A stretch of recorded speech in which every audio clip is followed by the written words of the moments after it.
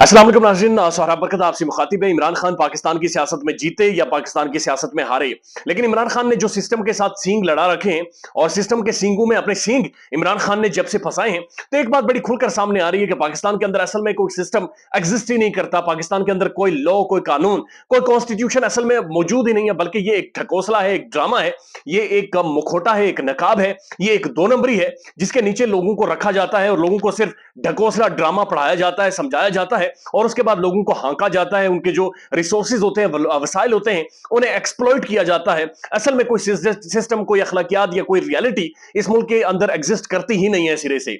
इससे पहले हमने देखा कि बाकायदा से एक खौफ इस मुल्क के अंदर कायम किया गया था कि कोई आपको उठा लेगा, कोई मार लेगा, कोई आपको गोली मार लेगा, कोई आपको अचानक से लेकर चला जाएगा।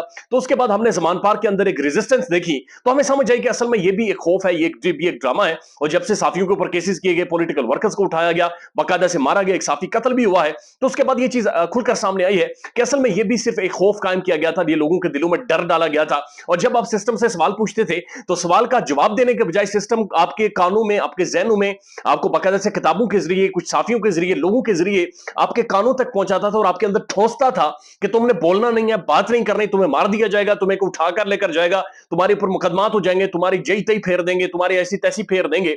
और ये चीजें हमने देखी हैं कि लोगों ने पाकिस्तान के अंदर फेस की हैं और वो लोग कामयाब हुए हैं, लोगों ने रेजिस्ट किया है और वो लोग पाकिस्तान के अंदर हीरोज बनकर सामने आए हैं। उन लोगों की लोगों में एक एहतराम बना है, लोगों में एक इज्जत बनी है, उनकी अपनी पर्सनैलिटी ग्रूम हुई है, उनकी अपनी शख्सियत अपनी जात के ऊपर जो उनका कॉन्फिडेंस था, वो उसके बाद हमने बड़ा ही निराला और बहुत ही अलग किस्म का देखा। लेकिन जो एक यकीन था पाकिस्तान के इदारे सुप्रीम कोर्ट के ऊपर कि ये सुप्रीम कोर्ट है, मुकद्दस इमारत है, मुकद्दस जगह है, जहां पर यहां पर कानून की पासदारी होती है, यहां पर कॉन्स्टिट्यूशन ऑफ पाकिस्तान की पासदारी होती है। लेकिन आज ऐसा महसूस हुआ बदकिस्मती से कि ये भी एक ढकोसला ड्रामा था, ये भी बेवकूफ लोगों को बनाया गया था, ये भी असल में सिस्टम के बेनिफिशियरी हैं, ये भी सिस्टम की कमर के साथ कमर लगाकर खड़े हैं। और ये सिर्फ हम नहीं कह रहे, बल्कि पाकिस्तान के माहिर कानूनदान भी कहते हैं। और पाकिस्तान के कॉन्स्टिट्यूशन को जब आप पढ़ते, प्लान रीडिंग करते हैं, तो उनके अंदर बड़ा क्लियर है कि 90 रोज के अंदर आपने इंतखाबात करवाने हैं। उन 90 दिनों को पहले election commission of Pakistan manipulate करता रहा, आगे ले जाता रहा, पीछे ले जाता रहा और मुख्तलिफ कानून की शिकें हमें भी सुनाई जाती रही। फलां कानून ये कहता है, आर्टिकल की फलां की शिक ये कहती है, फलां ड्रामा ये कहता है। फिर सुप्रीम कोर्ट की जजमेंट आई, उसको भी आप प्लान रीडिंग करें तो क्लियर अहकाम आते हैं कि जनाब 90 दिनों के अंदर इंतखाबात करवाएं।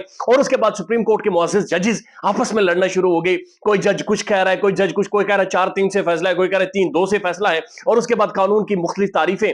और जब सुप्रीम कोर्ट के अंदर जाकर आप खड़े होते हैं और प्रोसीडिंग्स को सुनते हैं, तो जिस अंग्रेजी में वो बातचीत कर रहे हैं, जिस अंग्रेजी में वो गुफ्तगू कर रहे हैं, आपको बड़ी मुश्किल से किसी से पूछकर समझ आती है कि असल में ये आर्गुमेंट क्या है। ये तो बड़ी सिंपल सी बात है जो 90 डेज कॉन्स्टिट्यूशन में लिखे गए, जो मैं भी पढ़ सकता हूं, आप भी पढ़ सकते हैं, या पाकिस्तान का कोई भी पढ़ा लिखा शख्स पढ़ सकता है। लेकिन ये डिबेट क्या है, डिस्कशन क्या है, ये मुद्दा क्या है बुनियादी तौर पर। और उसके बाद अचानक से जस्टिस काजी फाइज ईसा साहब का एक फैसला आता है और उनके सामने केस कोई और होता है, लेकिन फैसला कोई और जारी कर देते हैं कि 184 के तहत जो भी प्रोसीडिंग्स हो रही है वो सारी रोक दी जाए। चूंकि हुकूमत कोई अमेंडमेंट कर ला रही है, चूंकि हुकूमत कवानीन के अंदर कुछ तब्दीली करना चाह रही है, और हुकूमत इससे पहले जो सो मोटो नोटिस उस रात को हुआ था जब पाकिस्तान में रिजीम चेंज हुई थी, उसको अप्रिशिएट करती रहे। और जब यहां पर सो मोटो नोटिस होता है कि इंतखाबात होने चाहिए, तो उसके ऊपर हुकूमत कवानीन सो मोटो की तब्दील कर देती है। और अदालत के अंदर से कुछ मुअज़्ज़िज़ जजेस उठकर बाकायदे से पार्टी बनकर ये कहते हैं कि इंतजार करें जी, जब तक हुकूमत का बनाया गया कानून, यानी हुकूमत की सोच कोर्ट के ऊपर इंप्लीमेंट नहीं होती, तब तक बात आगे नहीं चल सकती।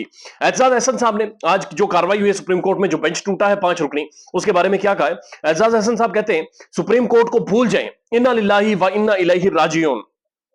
सुप्रीम कोर्ट से कोई कानून की, कोई उसूल की उम्मीद अब ना रखें। ये कमजोर जज हैं, इन जजों के लिए हमने खून बहाया था, लेकिन आज अफसोस होता है ये जज अब बेलिबास हो गए हैं, ये पूरा सिस्टम अब बेलिबास हो गया है। अब कोई भी शख्स हिजाब में नहीं रहा, ये जुल्म है। जज खुद जिम्मेदार हैं। अब ये फुल कोर्ट बनाएंगे, बाकी जज आएंगे, कुछ जज आएंगे और कुछ जज नहीं आएंगे, क्योंकि कुछ जजेस की शिनाख्त हो गई है। एजाज अहसन साहब फरमा रहे हैं कि कुछ जजेस की शिनाख्त हो चुकी है, माथे पर मोहर लग गई है कि कौन सा जज नवाज शरीफ के साथ खड़ा है और कौन सा जज किसी और के साथ खड़ा है। उसके बाद वो कहते हैं कि सुप्रीम कोर्ट मफलूज हो चुकी है, कल इनके साथ भी ऐसा ही होगा, कल इन मुअज़्ज़िज़ जजेस के साथ भी ऐसा ही होगा। बहरहाल अवाम की एक दफा फिर इज्तिमाई ज़हानत का, अवाम की सोच का, अवाम के यकीन का मजाक उड़ाया गया और अवाम को यह पैगाम दिया गया कि हम नहीं चाहते कि इंतखाबात हो, हमने इमरान खान का स्पिरिट तोड़ना है, हमने उसका जज्बा तोड़ना है। इस मुल्क के अंदर मकबूलियत की बुनियाद पर, वोट की बुनियाद पर, इंतखाबात की बुनियाद पर, कॉन्स्टिट्यूशन एंड आइन पाकिस्तान का सामने रखते हुए कानून के मुताबिक ना तो कोई वजीर आजम बन सकता है और ना कोई वजीर आजम की कुर्सी से हटाया जा सकता है। کچھ طاقتور لوگ ہیں وہ فیصلہ کریں گے، کورٹ بھی فیصلہ دے گی، فیصلہ کریں گے، عام لوگ بھی فیصلہ دیں گے، فیصلہ کریں گے، الیکشن کمیشن آف پاکستان بھی ری ایکٹ کرے گی۔ خیال رکھیے گا اپنا، اللہ حافظ۔